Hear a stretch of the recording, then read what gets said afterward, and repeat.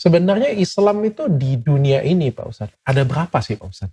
Nabi Muhammad SAW bilang begini, orang Yahudi itu akan terbagi menjadi 71 golongan. Orang Nasrani pun 71 atau 72 golongan. Dan umatku terpecah jadi 73 golongan. Semuanya akan masuk ke neraka. Ada lagi Nahdlatul Ulama berarti ada Nah lagi? itu ormas, kalau itu ormas. Kalau Muhammadiyah? Sama ormas juga. Oh, itu ormas. Tapi kenapa kalau misalnya ada lembaga Muhammadiyah? Oke, satu-satu ya. Aisyah ini dinikahi pada saat umurnya itu tidak cukup umur Pak Ustadz. Bukankah itu memberikan contoh yang tidak baik Pak Ustadz? Kita nggak mengatakan itu adalah sebuah contoh yang tidak baik. Karena ini melalui proses pernikahan dan memang itu diketahui. Tapi kalau misalnya ada orang nanti yang memanfaatkan Pak Ustadz, ini kan diajarkan oleh Nabi Muhammad, saya mau mengikutinya seperti ini punya Pak Ustadz. Itu boleh nggak jadi Pak Ustadz? Jadi gini.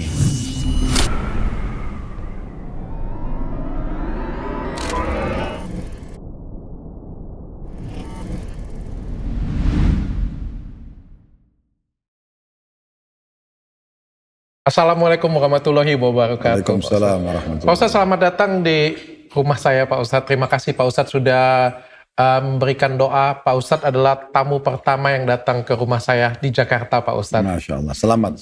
Semoga berkah rumahnya, langgeng rumah tangganya, bahagia insya Allah. Saya senang banget hari ini Pak Ustadz karena kita berdua podcast. Ditonton istri saya, ada istrinya Pak Ustadz, anak Pak Ustadz, dan anak-anak saya juga nonton hari ini Pak Ustadz. Alhamdulillah. Seperti yang saya cita-citakan, saya pengen, terutama anak-anak sih Pak Ustadz, baru pertama kali mereka itu dengar tentang Islam. Dan saya pengen mereka belajar tentang Islam yang sesungguhnya Pak Ustadz. Pak Ustadz, tapi saya pengen belajar Pak Ustadz. Ini kan, Pak Ustadz kan datang syukuran di rumah baru saya Pak Ustadz. Ini saya cerita dulu yang real ya. Saya ini realnya saya ngomong dengan istri. Di meja makan. Saya bilang, saya mau pemberkatan rumah, saya bilang. Ya kalau dihitung-hitungkan di rumah ini tentu yang lebih banyak adalah yang Nasrani ya Pak Ustadz ya. Saya bilang ya, baiknya bagaimana ya, saya bilang dengan istri saya. Terus istri saya bilang apa? Panggil Pak Ustadz lah dia bilang. Saya kaget Pak Ustadz. Jujur saya bilang saya kaget. Ini benar ini dari dia. Dia sendiri. Panggil Pak Ustadz dong dia bilang. Panggil Ustadz, kamu kepala keluarga katanya. Panggil Pak Ustadz dong. Biar Pak Ustadz yang berkati rumah ini. Dia bilangnya seperti itu, berkati. Kan kita nggak tahu ya kan apa yang namanya syukur. Benar boleh saya bilang. Benar. Go for it katanya. Makasih saya bilang. Terus saya chat Pak Ustadz. Saya nggak enak soalnya Pak Ustadz Halid bahasa lama saya suruh datang cuma berkati rumah saya lagi kayak gitu kan. Tapi alhamdulillah Pak Ustadz Halid bilang saya berkenan. Terus saya ngomong dengan mama saya. Mama saya juga memberikan restu saya luar biasa sekali Pak Ustadz. Tadi sudah didoakan Pak Ustadz. Nah, pertanyaan saya Pak Ustadz, kenapa nggak ada yasinan Pak Ustadz? Biasanya orang pemberkatan rumah itu ada yasinan Pak Ustadz. Kok ini beda Pak Ustadz? Baik. Alhamdulillah wassalatu wassalamu ala rasulillah. Baca Quran itu ibadah dok dalam Islam. Karena memang Nabi SAW bersabda dalam hadisnya, Iqra'ul Quran, fa innahu ya'ti syafi'an li ahli yawmal qiyamah. Bacalah Al-Quran itu karena dia akan menjadi penolong bagi pembacanya pada hari kiamat. Memang dia juga panduan hidup seorang muslim. Disitulah Allah berbicara dengan kita tentang apa yang dia inginkan, apa yang dia larang gitu kan. Dan bagaimana kita menghadapi problematika dalam kehidupan kita. Nah seperti itu. Di dunia bagaimana bisa menjadi sukses, di akhirat dapat juga yang terbaik surga. Nah seperti itu kurang lebih. Tetapi memang peletakannya harus pada tempatnya dok. Seperti misalnya dokter lagi duduk di ruang tamu seperti ini, atau lagi habis sholat, kemudian mau baca Quran, atau lagi di mobil, ya oke, gitu kan. Tapi kalau dia dihubungkan dengan, dan baca Quran sebenarnya di rumah juga bagus, ya. Terutama ada hadis yang bicara tentang masalah membaca surah Al-Baqarah, surah nomor 2, urutan 2 dalam Al-Quran, yang artinya sapi betina, ya. Bacalah surah Al-Baqarah, rumah yang dibaca Al-Baqarah itu tidak akan dimasuki oleh syaitan. Memang ada anjuran seperti itu. Tetapi khusus untuk pindah rumah, belum pernah sebatas yang saya ketahui gitu ya. Bahwasanya Nabi SAW waktu pindah rumah, karena beliau begitu pindah di Madinah, tiba di Madinah langsung bangun rumah. Beliau bangun masjid dulu, kemudian bangun rumah karena beliau berpoligami, istri-istrinya ada rumahnya.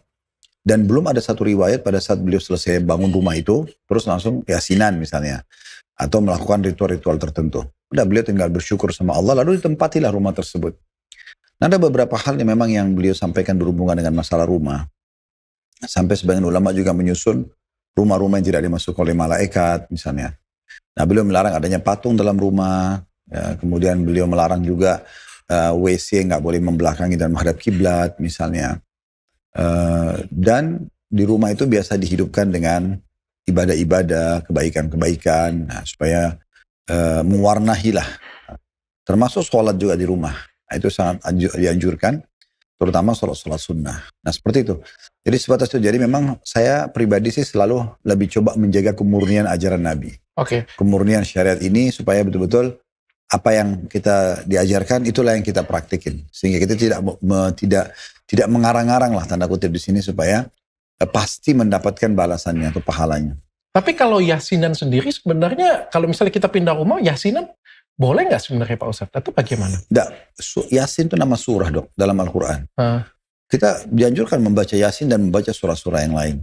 Tapi kalau kita hubungkan yasinan dengan pindah rumah, nah ini yang mungkin butuh bahasan secara khusus.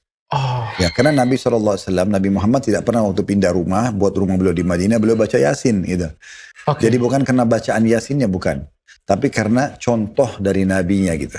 Oke, saya tertarik belajar lebih lanjut, tapi sebelum itu saya mau terima kasih dulu untuk semua yang sudah support kita. Ini sarung mangga. Sarung mangga yang saya pakai ini adalah sarung mangga Royal Platinum. Sarung mangga merupakan tipe tertinggi dari sarung mangga, didesain dengan motif khusus yang kaya akan perpaduan budaya dan desain modern, dibuat dengan mesin berteknologi tinggi terkini, bahannya menggunakan benang viscose cotton blend, menyerap keringat dengan sangat baik, lembut kayak sutra, serta awet dan tahan lama. Kalau mau order, silakan langsung ke platform resminya www.banggabersarung.com.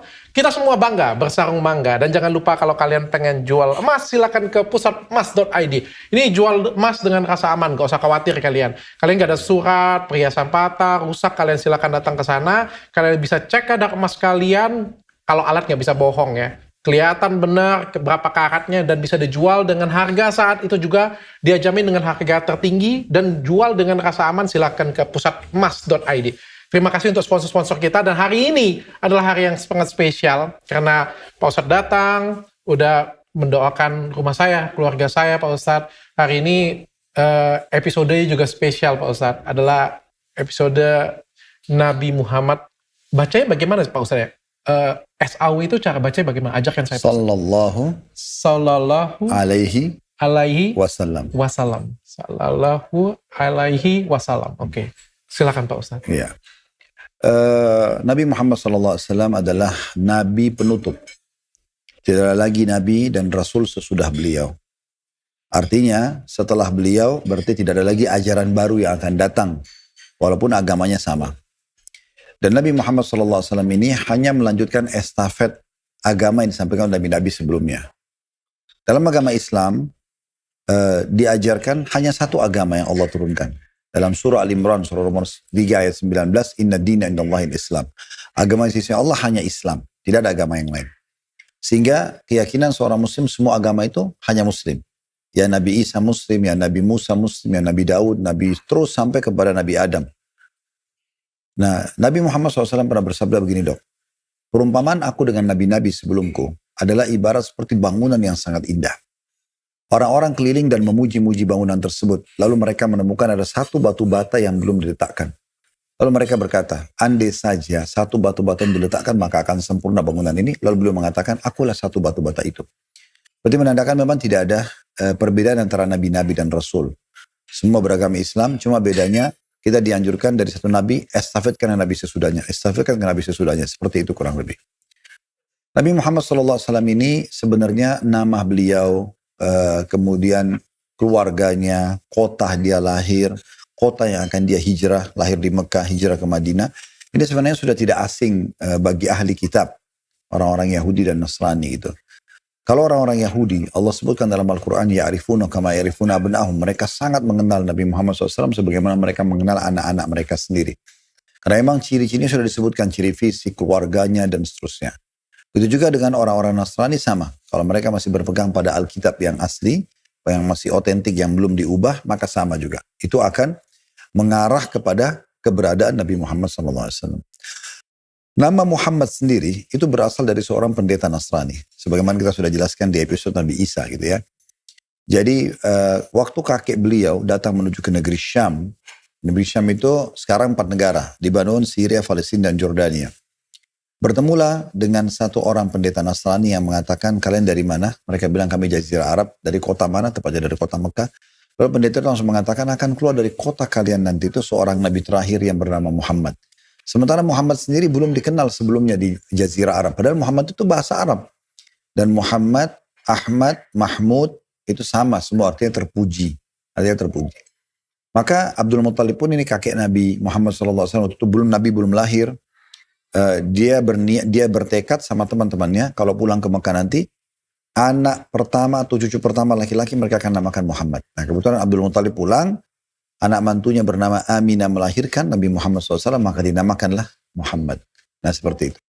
Itu awal mula namanya. Juga terjadi di umur 12 tahun, pada saat beliau bersama pamannya Abu Talib namanya. Kalau tadi kakeknya Abdul Muttalib, ini pamannya Abu Talib.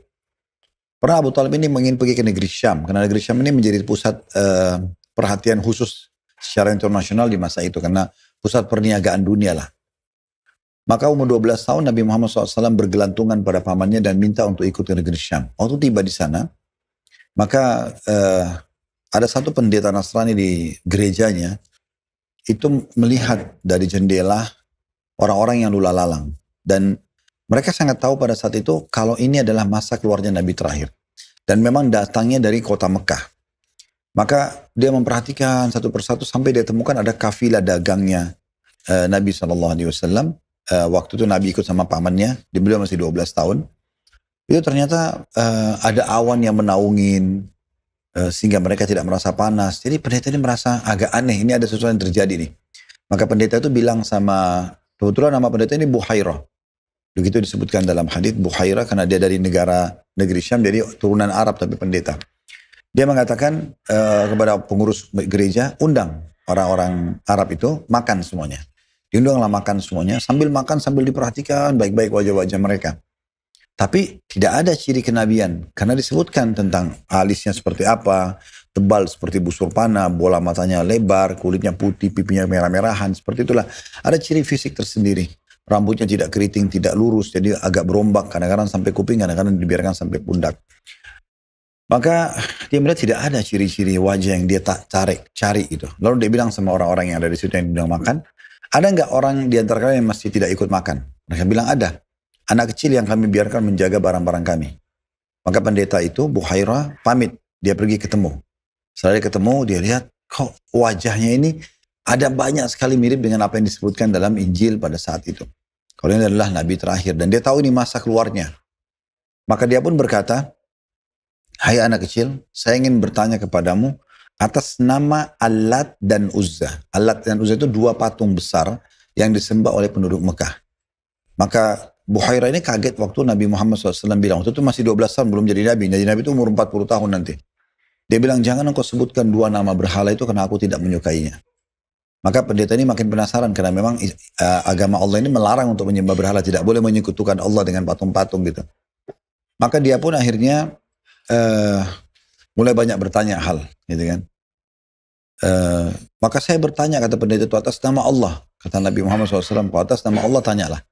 Maka banyak yang ditanyakan sampai terakhir semua pertanyaan itu mengerucut kepada siapa ayahnya, ibunya, keturunan nasabnya lah.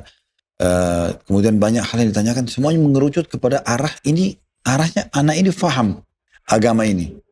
Sampai akhirnya dia Nabi Muhammad SAW itu diminta oleh pendeta ini, bisa nggak saya lihat pundak kamu? Maka Nabi Muhammad SAW buka baju dan ditemukan ada di pundak sebelah kanan itu seperti daging tambahan, kumpalan dari itu. Dan itu ada sedikit bulunya berwarna merah. Ini adalah tanda kenabian namanya. Tanda kenabian. Jadi Nabi Muhammad SAW itu punya tanda kenabian. Maka dibilanglah pada saat itu oleh pendeta ini, bolehkah saya menciumnya? Maka dia mencium dan dia pulang ke kelompok orang-orang yang sedang makan. Tadi dia mengatakan, siapa walinya anak ini? Wali itu maksudnya siapa ayahnya gitu ya.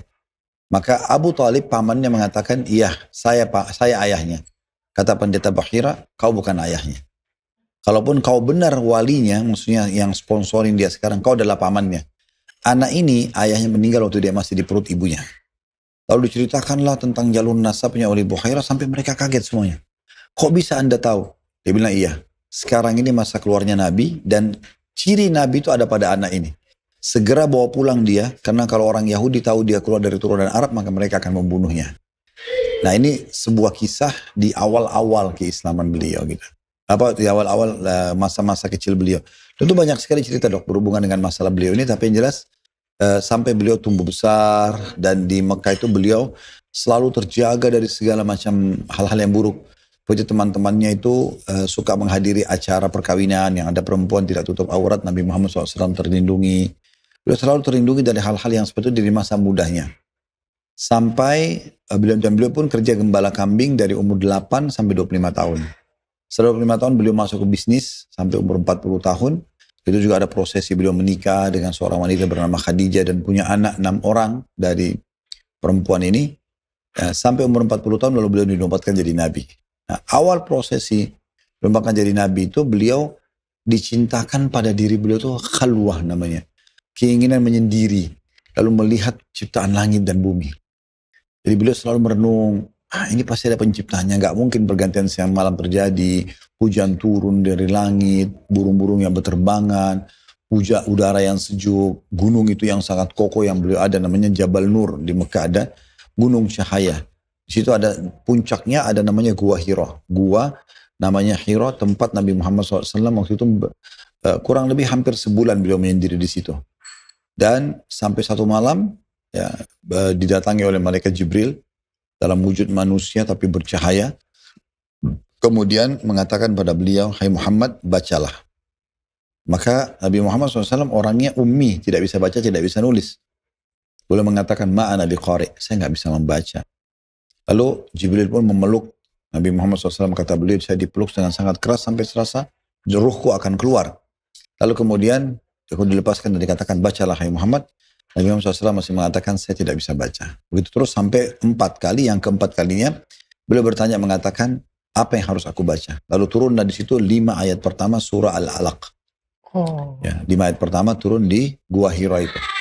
Iqra' bismi rabbikal ladzi khalaq, bacalah atas nama Tuhanmu yang telah menciptakan. Khalaqal insana min 'alaq, menciptakan manusia dari alaq. Alaq itu sesuatu yang melekat erat di rahim. Ya.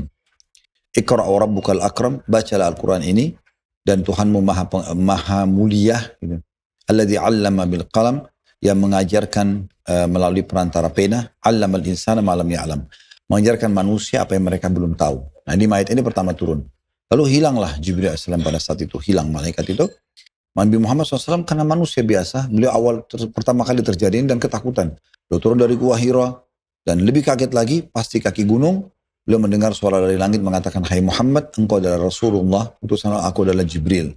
Kata Nabi Muhammad SAW, saya mengangkat wajah saya ke langit, saya temukan langit dipenuhi oleh badan Jibril. Timur, barat, utara, selatan. Lalu diulangi 2 kali, lalu hilanglah. Nah setelah itu, Nabi Muhammad SAW segera ke rumahnya, disambut oleh istrinya Khadijah.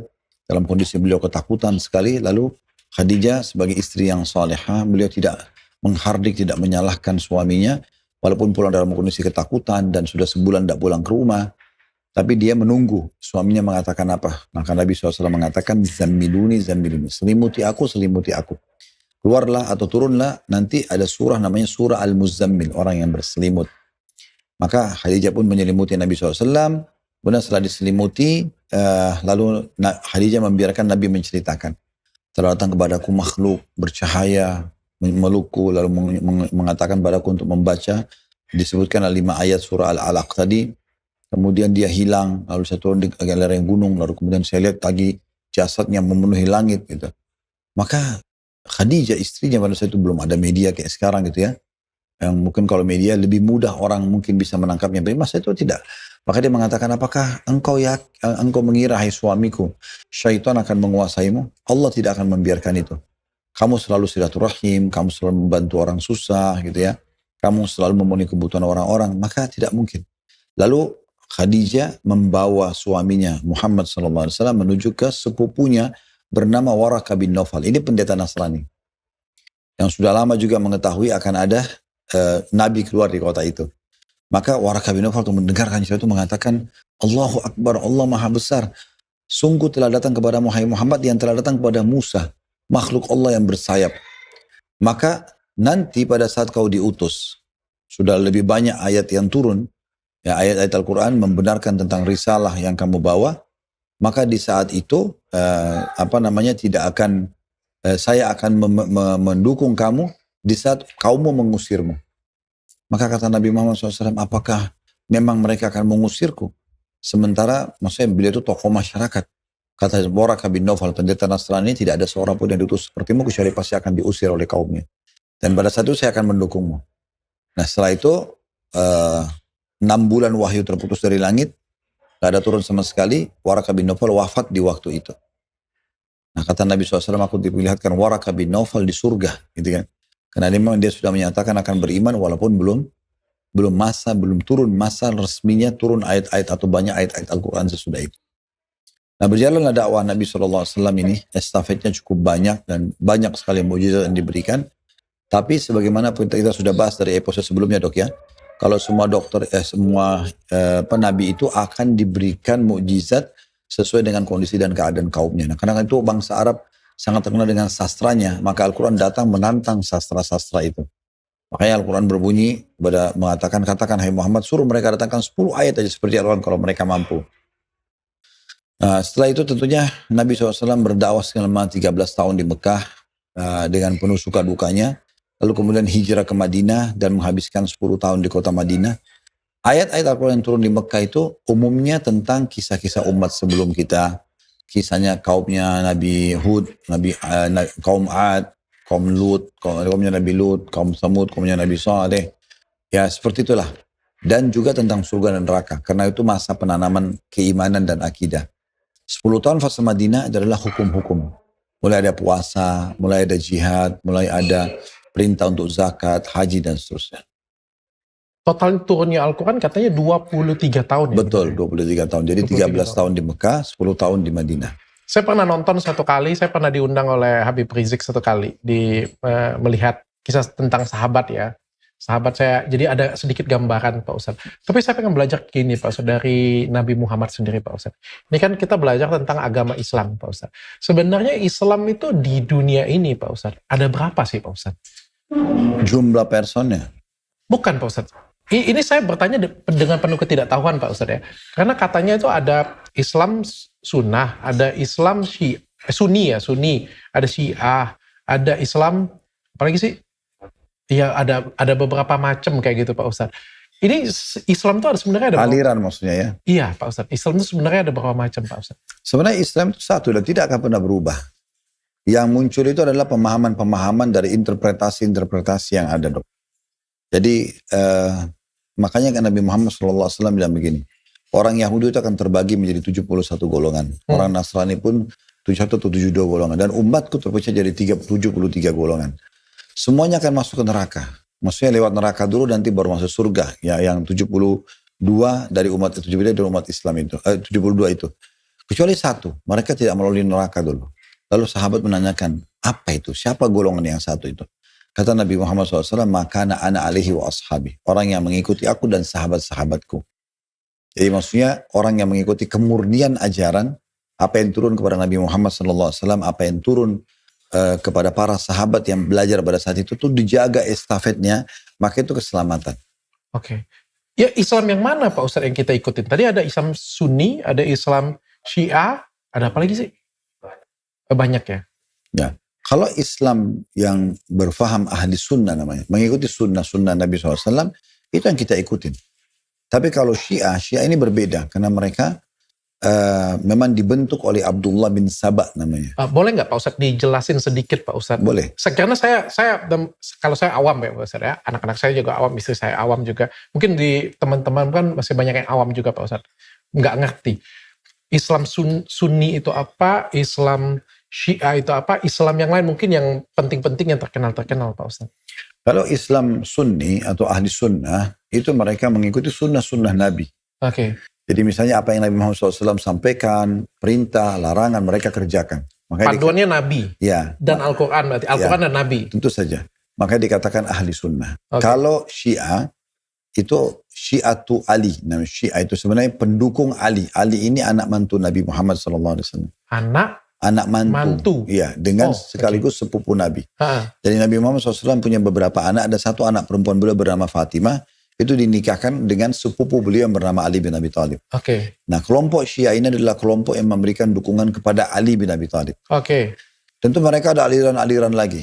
Tapi Berarti bukan dia anggap siapa Ali bin Thalib itu sebagai nabi juga atau? mereka menganggap, pahamnya beda-beda. Alirannya mereka ada banyak lagi.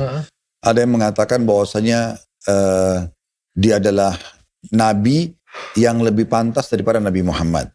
Oh, oke. Ada juga yang mengatakan, dia lebih pantas menggantikan setelah Nabi Muhammad meninggal dunia. Oke. Jadi sahabat-sahabat Nabi Muhammad yang sempat memimpin pada saat itu seperti Abu Bakar, Umar, Utsman, itu semua tidak layak. Harusnya bukan di mereka, tapi harusnya Ali bin Abi Thalib. Gitu. Nah, jadi mereka punya golongan-golongan juga cukup banyak. Tetapi umumnya ada di antara mereka mengatakan Al-Quran itu masih kurang. Karena kalau kita sekarang 30 juz, mereka 49 juz misalnya. Mereka 49 juz? Ya, sahabat-sahabat Nabi itu umumnya dikafirkan. Seperti Abu Bakar, Umar. Mereka anggap kafir karena dengan berbagai macam argumentasi yang mereka sampaikan. Sementara kan ahli sunnah memuliakan semuanya. Memuliakan semua sahabat Nabi. Karena memang yang belajar dari Nabi kan para sahabat. Nah, ya, sehingga kalau kita mengatakan sahabat kafir, maka bisa tertolak ajaran Nabi Muhammad SAW. Dan memang dasarnya pemahaman kelompok ini dibentuk oleh seseorang bernama Abdullah bin Sabah. Ini orang Yahudi yang pura-pura masuk Islam. Dia di zaman, kan setelah Nabi meninggal, tahun 11 Hijriah, tahun 11 sampai 13 itu dipimpin oleh mertua beliau, namanya Abu Bakar dan sekaligus sahabat beliau. Tahun 13 sampai 23 Hijriah itu dipimpin oleh mertua Nabi yang lain, namanya Umar bin Khattab. Kemudian setelah meninggal lalu datang Utsman bin Affan, itu sekitar 23 sampai 37, 38. Kemudian baru Ali bin Abi Thalib 37 atau 38 sampai 40. Nah, ini dikenal dengan masa Khulafa Rashidin. Gitu ya, Khulafa Rashidin. Nah, mereka tidak mau mengakuin sahabat-sahabat ini, Abu Bakar, Umar, Utsman, ini mereka tidak mau akui. Mereka cuma mau Ali dan beberapa orang sahabat saja. Yang lain mereka tolak gitu. Nah, di masa Utsman bin Affan, sahabat yang ketiga tadi, ada Abu Bakar, mertua Nabi, Umar juga mertua Nabi jadi raja dan pertama dan kedua. Yang ketiga adalah Utsman bin Affan dan yang keempat Ali bin Abi Thalib. Dua-duanya anak mantu Nabi. Nah, di zaman Utsman bin Affan ini datanglah Abdullah bin Sabah ini, pendiri sekte ini. Dia melemparkan isu di tengah-tengah umat Islam kalau yang lebih berhak menjadi raja setelah Nabi Muhammad adalah bukan Abu Bakar sama Umar, tapi Ali. Nah, Utsman ini larang, tidak boleh kamu katakan itu. Karena tidak ada di antara pun sahabat yang menolak kerajaan Abu Bakar sama Umar. Oleh karena itu, ya kau keluar aja dari Madinah, diusir dari Madinah. Dia karena sakit hati, dia buat orang-orang Arab Badui bergemuruh dan akhirnya membunuh Utsman bin Affan. Raja pada saat itu. Nah, kemudian dia masuk lagi di masa, setelah itu Ali bin Abi Thalib jadi khalifah, jadi raja.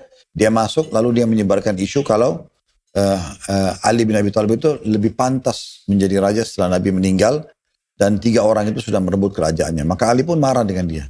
Kenapa kau katakan seperti itu? Sementara saya sendiri tidak merasa. Jadi kamu harus bertobat, kalau tidak saya akan cambuk kamu 80 derah. Itu hukuman bagi orang yang menyebarkan hoaks seperti tidak benar gitu. Dia bilang saya tidak mau, saya tetap yakin dengan ini. Kata Ali, kalau gitu saya akan hukum mati kamu. Karena kamu ini menyebar fitnah. Dia bilang kalau kau membunuhku berarti kau adalah Tuhan. Jadi dia menyebarkan isu yang lebih bahaya lagi. Nah, itulah pendiri sekte ini. Pak Ustadz, mohon maaf ya, mohon maaf juga ya. Ini pertanyaan orang yang benar-benar awam ya. Jadi apakah kalau misalnya Islam Syiah itu sesat atau bagaimana Pak Ustadz? Ya, menyimpang tentunya. Menyimpang. Pak Ustadz, ada lagi Islam Ahmadiyah. Apa itu Pak Ustadz? Ahmadiyah ini kelompok yang...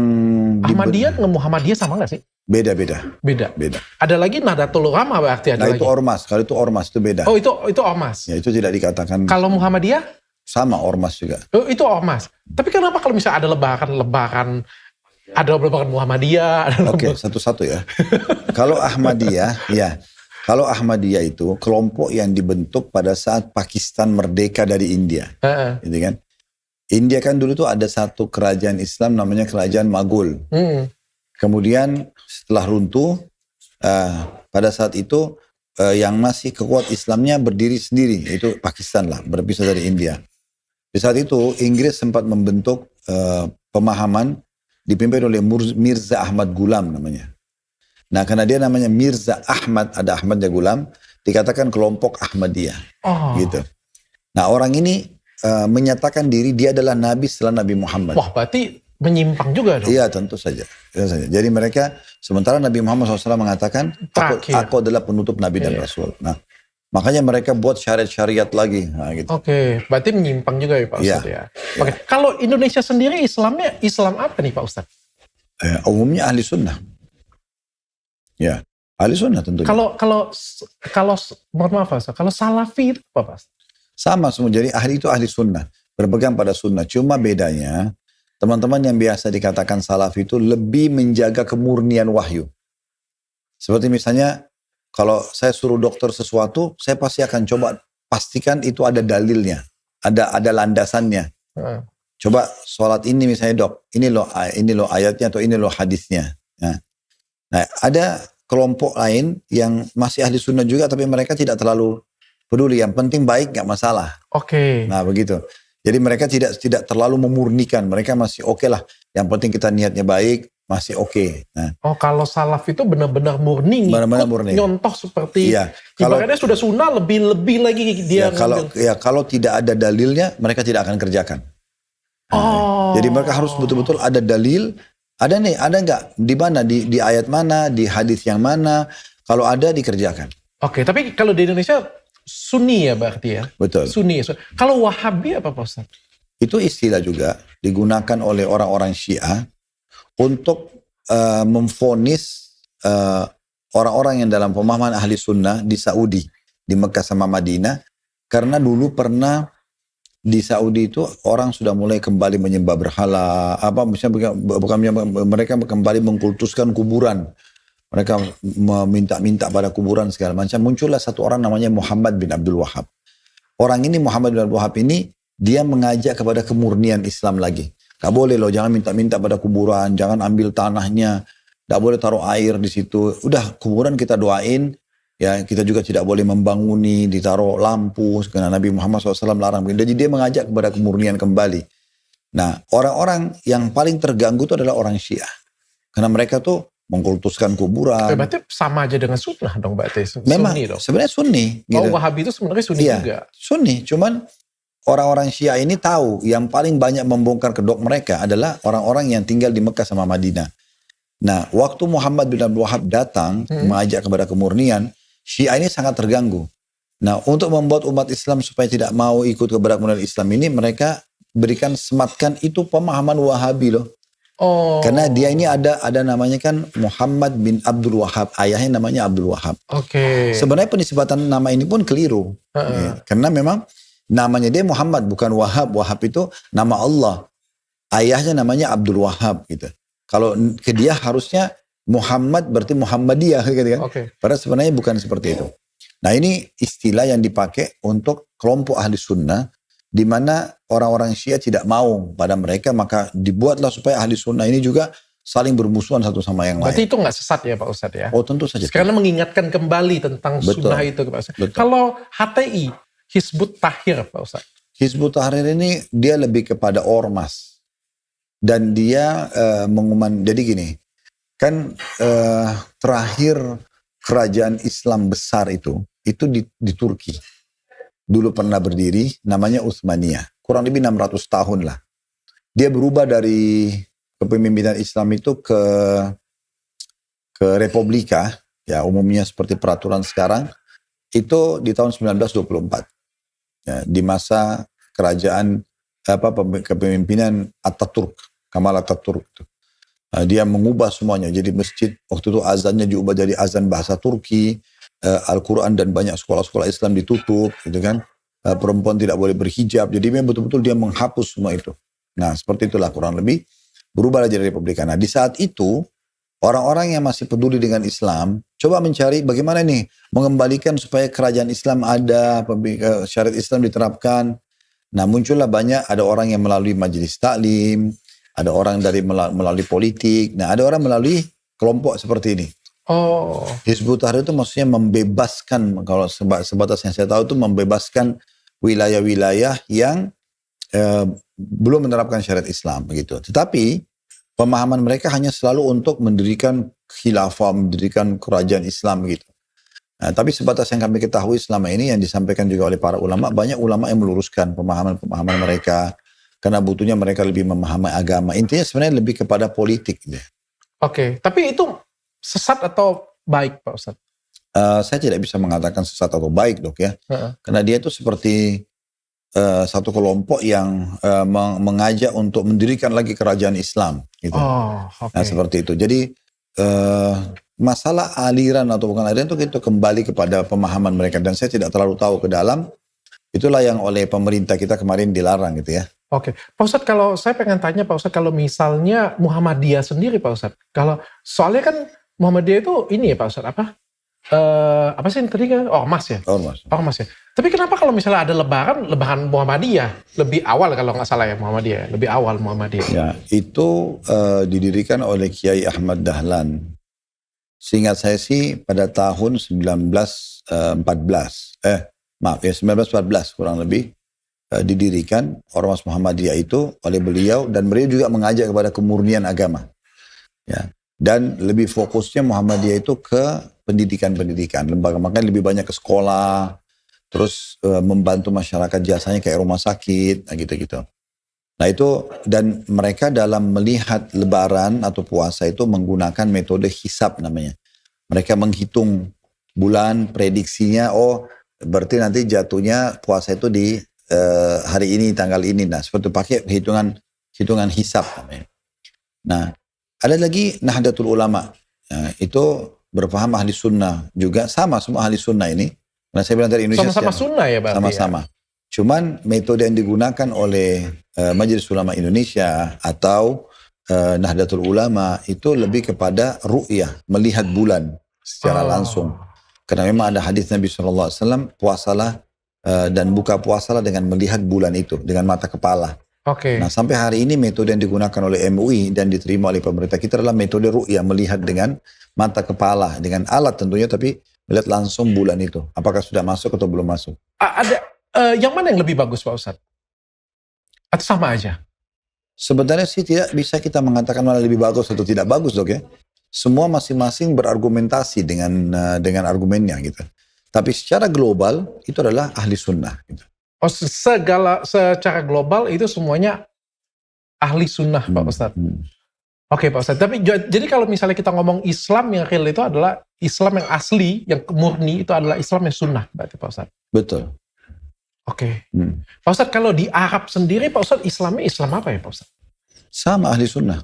Kalau di Malaysia Pak Ustadz? Sama. Mayoritas seluruh negara Islam ini ahli sunnah, mayoritasnya. Mayoritasnya? Ya. Cuman ada kelompok yang namanya Syiah tadi itu lebih pusatnya di Iran dan di beberapa wilayah gitu ya. Nah itu kita anggap saudara kita atau enggak Pak Ustadz? Semua manusia itu bersaudara sebenarnya dok.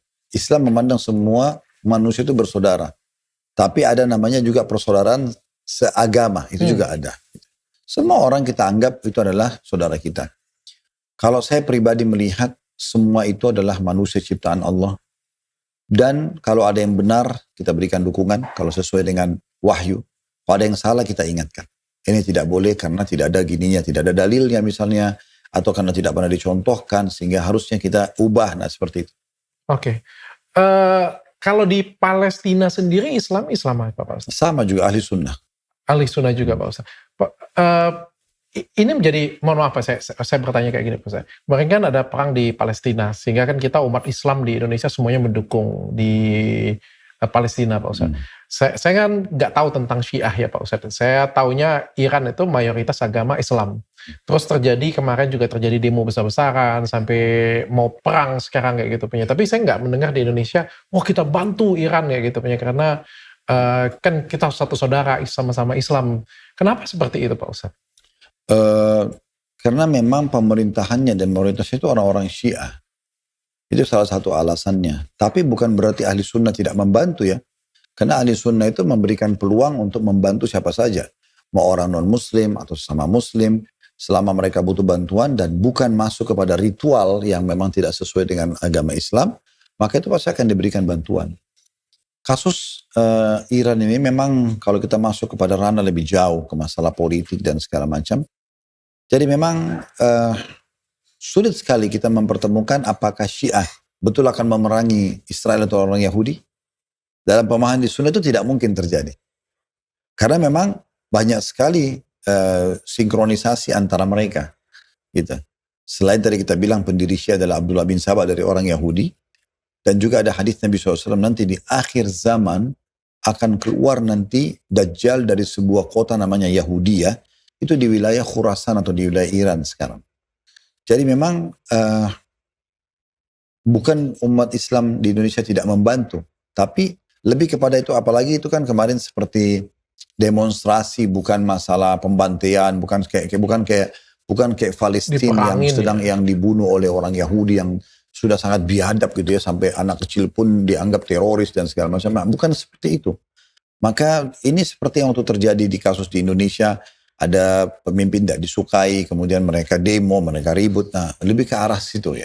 Oke, Pak Ustadz, kalau kita lihat kan ada banyak perbedaan di dalam agama Islam sendiri, Pak Ustadz ya. Bahkan di Islam Sunni sekalipun juga kan ada beberapa, kita ngomong beberapa ormas ya Pak Ustadz ya, atau beberapa aliran.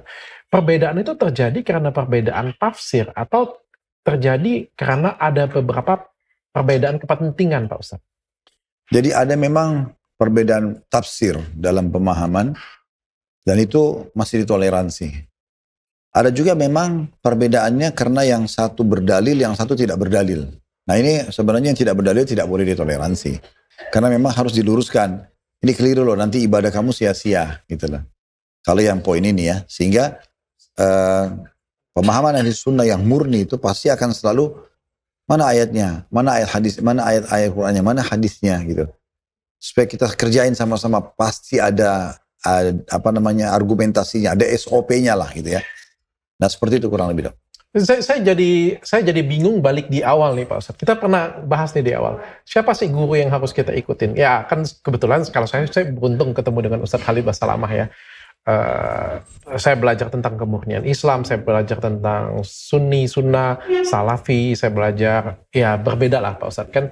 Tapi kan nggak semua orang punya media sosial, nggak semua orang juga pengen belajar dari guru-guru juga Pak Ustadz. Dan saya ngelihat kalau di Indonesia kan jangankan itu, guru ngaji kita panggil ustadz, pakai apa itu namanya, kopiah atau pakai ini aja kita sorban kita panggil ustadz juga. Jangan-jangan kalau saya besok pakai sorban saya ke masjid juga dipanggil ustadz juga. Atau saya pergi haji sekali meskipun saya nggak tahu ya, saya juga bisa dipanggil ustadz juga. Apalagi sekarang ada ChatGPT Pak Ustadz. Habis itu saya mau khotbah ya, yang nonton cewek usianya seperti ini punya, tolong carikan saya ayat, oke, bacanya kayak gini punya. Enak banget Pak Ustadz zaman sekarang kayak gitu punya kan. Dan akhirnya kan Islam yang diterima oleh masyarakat ini kan tidak utuh satu Islam yang sesungguhnya Pak Ustadz. Jadi sebenarnya kita ini harus balik lagi nih Pak Ustadz kita belajar ya. Kalau saya nggak bisa terima jawaban Pak Ustadz yang dulu jadinya. Kalau Pak Ustadz dulu jawabnya yang banyak diikutin orang, banyak direkomendasi. Masalahnya saya ketemu banyak orang yang diikutin orang, direkomendasi, nggak kayak gitu Pak Ustadz bentuknya. Ajarannya Pak Ustadz. Jadi yang mana nih harus kita ikutin? Saya nggak ingat tuh kalau saya pernah bilang yang direkomendasi, apa yang banyak pengikutnya. Ada Pak Ustadz bilang, saya bilang, dengan siapa kita harus berguru? Yang direkomendasi ya, rekomendasi gurunya siapa. Oh iya, tadi kalau yang banyak pengikutnya, saya nggak pernah bilang banyak pengikutnya. Jadi maksudnya yang direkomendasikan itu dok, kita cari, yang paling pertama sebenarnya begini sederhananya. Apakah dia pada saat menyampaikan sebuah hukum agama itu, dia berdalil atau tidak? Lah saya kan nggak ngerti Pak Ustadz. Kalau enggak, bukan maksudnya dalil itu gini, sederhananya dok gini. Dia mengatakan, Allah berfirman dalam ayat ini, surah ini. Ini ayatnya, Allah pesan Allah. Ini Nabi bersabda dalam hadisnya seperti ini. Para sahabat mencontohkan seperti ini. Jadi kita itu jelas dok. Referensinya itu jelas. Nah saya kan nggak ngerti Pak Ustadz. Kalau misalnya dia ngomong ada yang ngerti enak Pak Ustadz. Akhirnya jadi pemahaman yang kurang benar Pak Ustadz. Mungkin seperti itu Pak Ustadz. Ya jadi kita bicarakan sekarang satu-satu dok. Kita bicara tentang masalah kita harus belajar dari siapa, ya kan? Jadi yang paling pertama dasar sekali adalah kalau dia berbicara, dia pasti berbicara apa yang dia sampaikan pasti ada argumentasinya. Argumentasi itu Allah berfirman, Rasulullah bersabda, para sahabat mengatakan begini atau mengerjakan seperti ini gitu ya. Sehingga jelas referensi. Ya itu dulu. Terus yang saya pernah bilang masalah rekomendasi. Rekomendasi itu misalnya apakah memang ada di antara ulama-ulama di wilayah itu juga merekomendasikan dia, gitu kan? Siapa gurunya, siapa muridnya. Nah itu biasanya memang juga bagian daripada hal yang dulu para ulama hadis jadikan sebagai pegangan. Sehingga seperti Imam Bukhari kalau dia mau terima sebuah hadis, dia cari tahu tentang kepribadian orang itu, bagaimana tanggapan masyarakat, siapa gurunya dan siapa saja muridnya. Oke. Sehingga dia betul-betul, oh orang ini valid untuk bisa kita terima. Nah seperti itu kurang lebih. Pak Ustadz, dulu pernah ada gagasan dari pemerintah, kalau nggak salah saya, bahwa seorang pemuka agama itu sebaiknya memiliki sertifikasi. Saya pernah dengar perdebatan keduanya. Dua-duanya ada benarnya sih Pak Ustadz. Ada yang bilang ya ada kepentingan politik di sana, ada juga di satu sisi juga ya supaya masyarakat mendapatkan ilmu Islam yang baik juga Pak Ustadz. Kan ada tujuan mulia, ada juga yang memperdebatkan alasan politik dan sebagainya. Kalau dari pandangan Pak Ustadz dan Islam asli sendiri bagaimana Pak Ustadz? Sebenarnya positif aja dong. Sertifikasi dai atau alim itu positif aja. Yang penting poin-poinnya itu jelas gitu dan benar. Sehingga memang speknya lah ya itu harus seperti apa. Dia harus dianggap seorang alim kalau dia begini itu masih oke saja. Atau dia ikut pelatihan. Yang penting ini semua benar dan ada ulama yang memandunya. Saya luar biasa. Saya positive thinking, terbuka, saya ngelihat itu sesuatu yang luar biasa. Pak Ustadz, saya pengen ke Al-Quran Pak Ustadz. Banyak orang berlomba-lomba ngafalin Al-Quran. Atau Hafiz Quran ya namanya ya, Hafiz Quran ya. Tapi banyak yang nggak tahu artinya Pak Ustadz. Ngafal Al-Quran iya, nggak tahu arti, nggak mengamalkan Pak Ustadz. Itu bagus nggak Pak Ustadz? Al-Quran itu punya 4 hak dok. Yang pertama itu membacanya. Ngerti nggak ngerti baca aja. Karena setiap hurufnya dikasih 10 pahala. Dan anjuran Nabi Muhammad SAW adalah mengkhatam, menyelesaikan misalnya. Karena Al-Quran itu ada 114 surah. Mulai Al-Fatihah pertama, surah pertama, Al-Baqarah yang kedua, Al-Imran yang ketiga, An-Nisa keempat, Al-Ma'idah kelima, Al-An'am keenam, sampai ke 114 itu adalah yang pertama ya, surah An-Nisa. Nah iya, itu ada 114 surah. Jadi dokter itu dianjurkan baca aja dong, baca. Walaupun melihat gitu ya, dengan melihat. Jadi nanti kalau sudah Al-Fatihah itu dokter baru baca dan menghafalnya kan. Itu sudah masuk, menghafal itu masuk ke hak yang keempat. Hak yang ketiga maaf. Jadi yang pertama ini membaca aja dok. Dengan membacanya itu kita juga ibadah. Dan kata Nabi SAW perumpamaan seorang mukmin yang membaca Quran itu kedudukannya itu sama bersama dengan para malaikat yang terpuji gitu. Karena membacanya itu dan dia menguasai bacanya itu bagi kedudukannya sangat tinggi. Yang kedua namanya tadabbur dok. Itu hak yang kedua. Tadabbur itu maksudnya merenungi arti-artinya. Nah kalau merenungi artinya ini tidak harus berurut dari surah nomor 1, 2, 3 sampai 114. Tapi dokter misalnya gini, saya dulu dari Nasrani, saya mau tahu ada nggak Al-Quran bicara tentang agama Nasrani? Oh ternyata ada surah nomor 19, surah Maryam gitu ya. Ada surah nomor 5, surah Al-Ma'idah, makanan yang turun dari surga. Ada surah Al-Imran, surah nomor 3, keluarganya Imran. Imran ayahnya Maryam. Ya. Ini semua membuat orang jadi tadabbur. Dia merenungi arti ayat-ayatnya. Karena dia lebih penasaran ke situ dulu. Dan ini tidak harus berurut. Atau misalnya kita penasaran, kok dalam Al-Quran ada nama-nama surah, nama binatang sih. Ada Al-Baqarah sapi betina, ada An-Naml semut, ada An-Nahl lebah, ada Al-Fil gajah, ini ada apa? Nah baru dia baca. Kalau dia penasaran misalnya tentang Nabi-Nabi, ada surah Al-Anbiya, Nabi-Nabi. Atau ada Nabi secara khusus disebutkan namanya. Nabi Hud, Nabi Yunus, Nabi Ibrahim, Nabi Yusuf, Nabi Muhammad. Alaihissalam ini semua disebutkan nama-namanya contoh.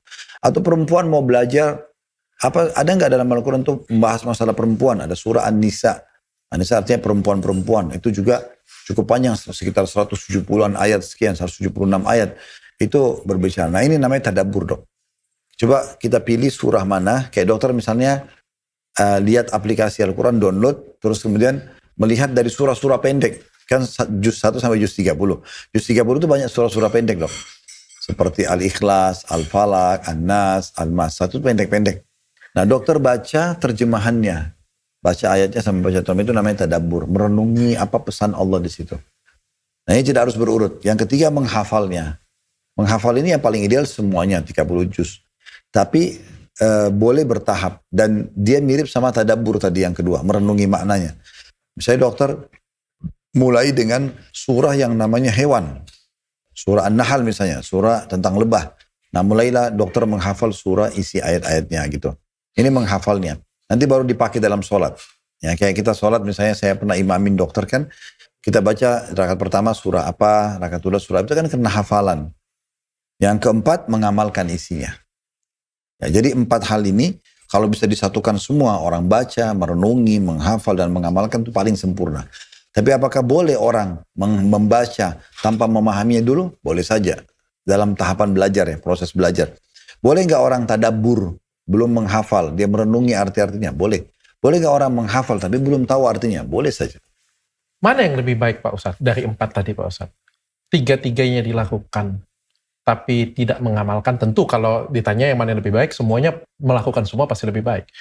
Tidak menghafal semua tapi melakukan merepresentasikan apa yang dituliskan oleh Al-Quran, atau membaca tapi tidak melakukan apa yang dia baca di Al-Quran. Tidak melakukan ini seperti apa dok? Membangkangkah? Atau misalnya maksiat contohnya, masih berbuat dosa. Ya tapi kan pertanyaannya apakah dia tidak mengamalkan semua isi?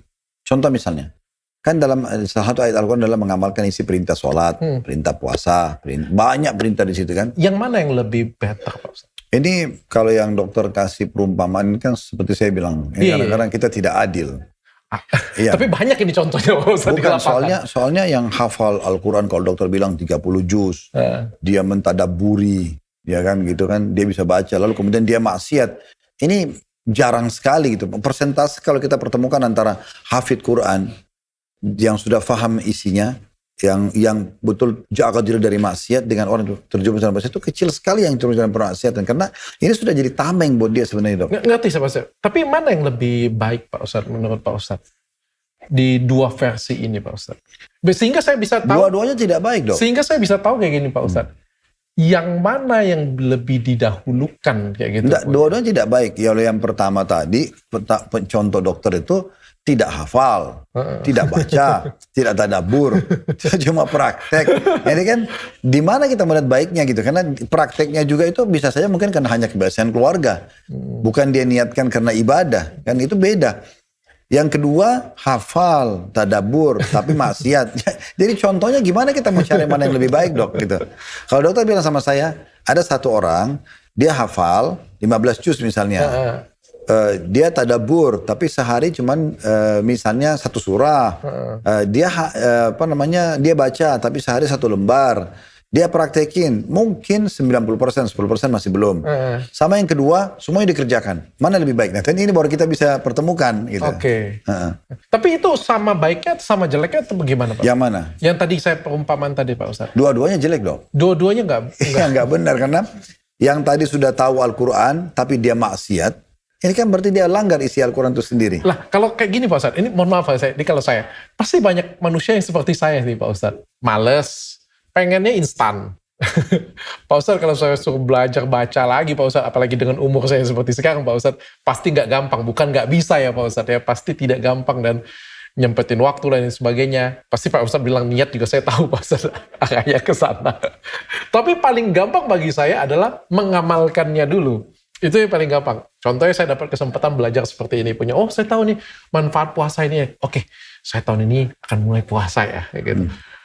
Saya ngapalin 30 juz, mohon maaf Pak Ustadz, 1 juz. Al-Fatihah aja setengah mati saya melototin. Apa yang ajaran Pak Ustadz. Belajar sholat aja itu saya melototin chat Pak Ustadz terus itu.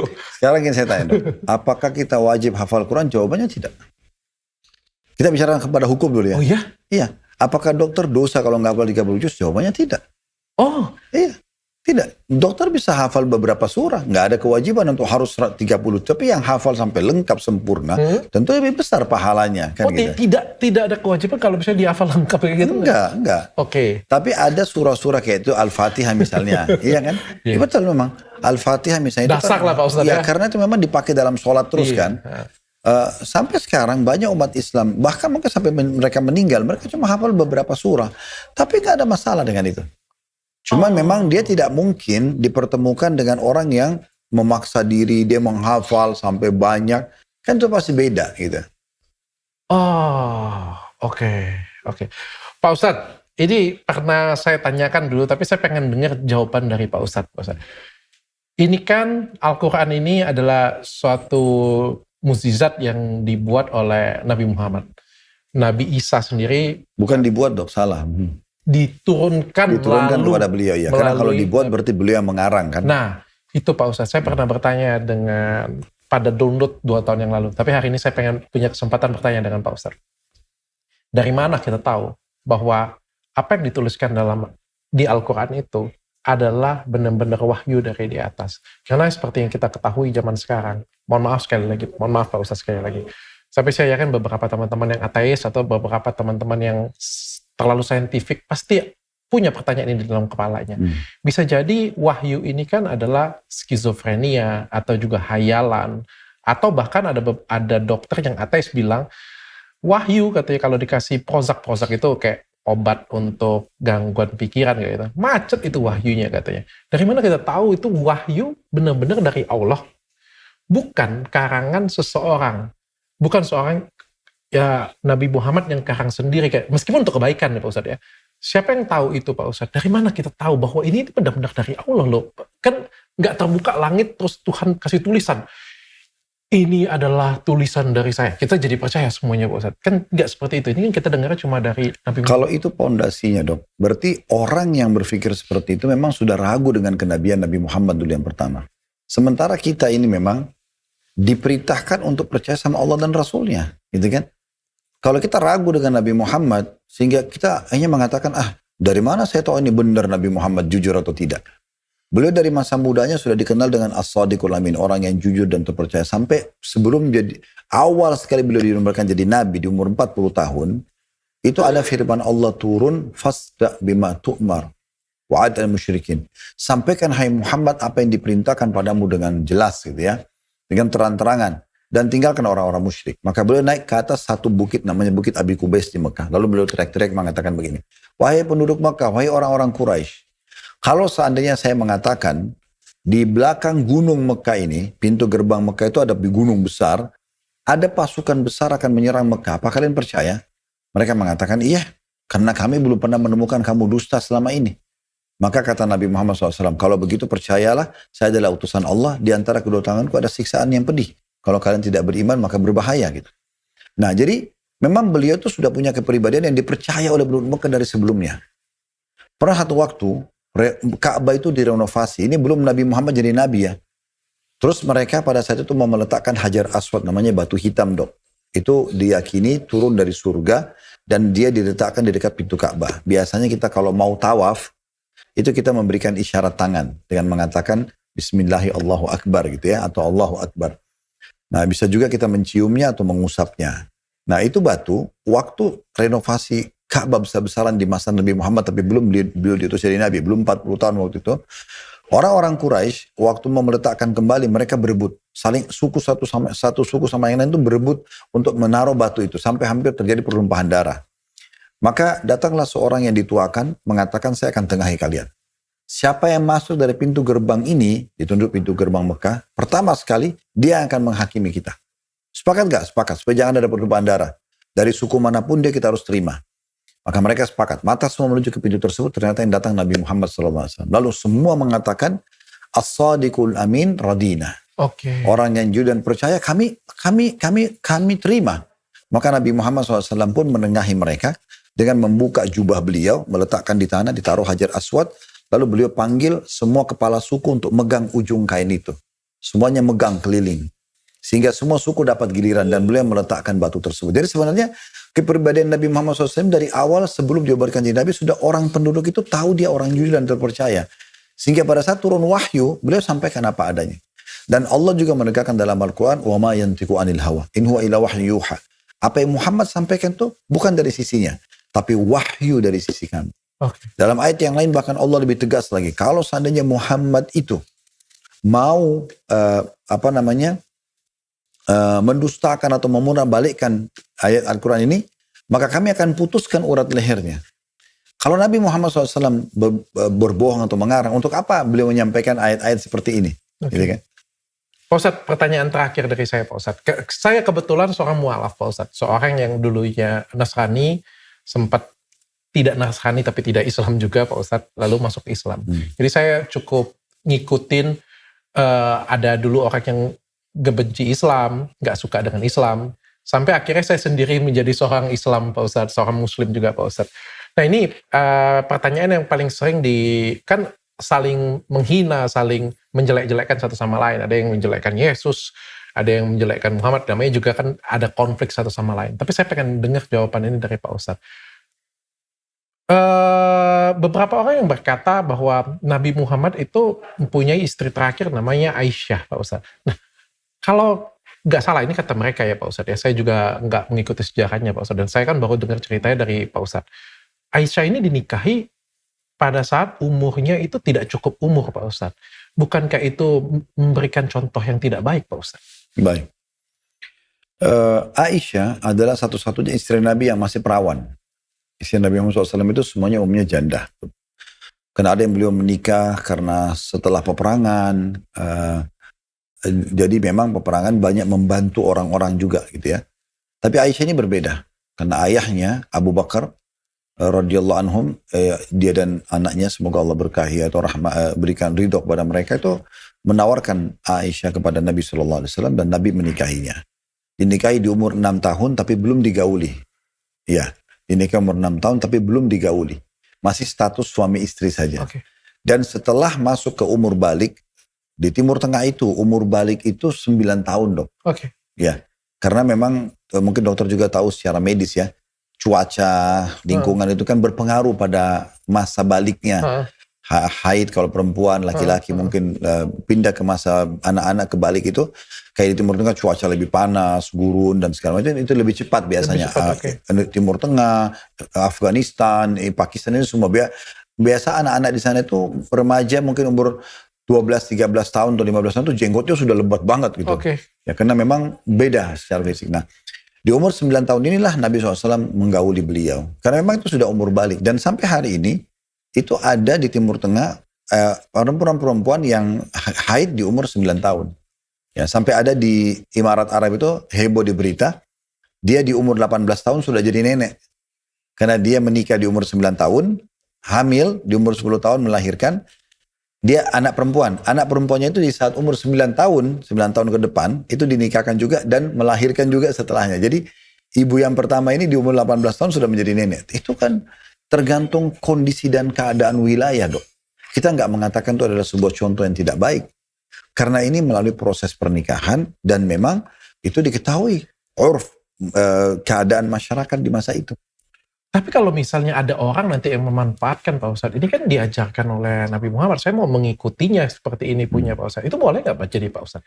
Maksudnya dia mau nikah sama anak kecil? Anak kecil kayak gitu punya. Terus bahkan kalau misalnya kita ngomong, kita anggap aja akil balik kalau di Indonesia mungkin 11 sampai 13 tahun Pak Ustadz ya. Kan sebenarnya nggak boleh harusnya seperti itu Pak Ustadz.